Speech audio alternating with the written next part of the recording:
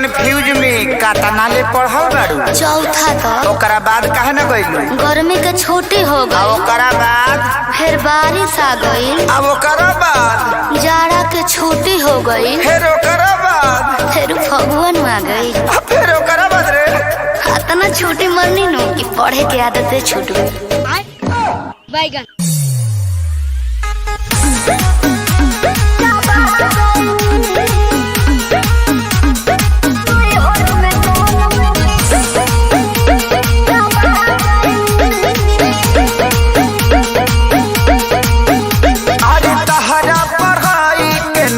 कोनो जोड़ हो, बोले लू तो इंग्लिश के तूर दे लू गोड़ हो। मैं तो बताई मैं नहीं हूँ हाई-फाई। अरे तहरा पढ़ाई के नइखे कोनो जोड़ हो, बोले लू तो इंग्लिश के तूर दे लू गोड़ हो। का चाहतनी जी? ऐसन भाषा से हम पगला गइनी। सुनी बेचे कापे किताब भोजा खा गइनी।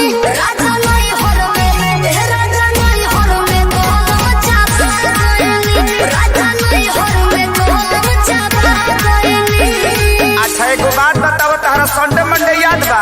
हाँ जी। तो सुनावत Sunday good, Monday very good, कंडे लवंडे ठंडे ठंडे। संतोष पागल बुझले बारू, मारम बहु फेंक देबू।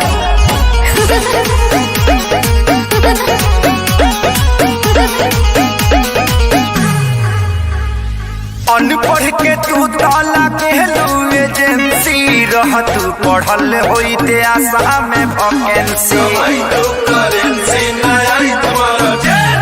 भोक भोक बुतत रह पढ़े घरे दियावा पियावा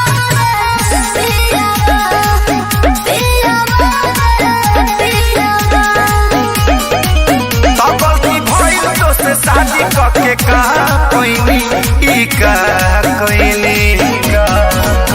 बेचे कापे किताब भोजा खा गइनी।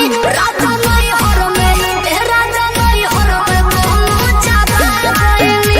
राजा नहीं हर में कोनो चाबा गइनी। बाप रे बाप, लागत कि अब हम डिप्रेशन में चल जाए। ठीक बा, अकेले जाई? हाँ जाते न तो जाके देखी। हाँ। अब बढ़िया जगह होई नु। हाँ। हम ओजे हनीमून मनावल जी डिप्रेशन में।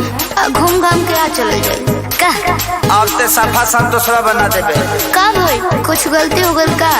ना ना ना, तू आ गलती।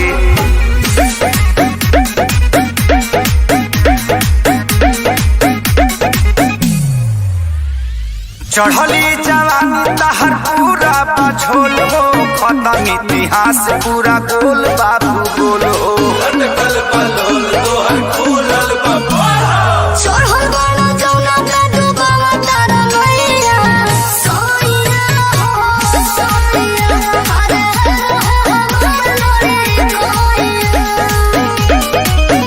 कहे अखिलेश खेसारी हम खा गइनी हो, खा गइनी। बेचे कापे किताब भोजा खा गइनी। राजा नहीं हर में कोनो चाबा गइनी। राजा नहीं हर में कोनो चाबा गइनी। लास्ट में तरह से एगो सवाल पूछे ना जी। ई बताओ कि लिंग क तरह के होला? 3 तरह के। कौन कौन? स्त्रीलिंग, यस, पुल्लिंग, बिल्कुल यस, अडरलिंग। हाँ अब बुझा गया।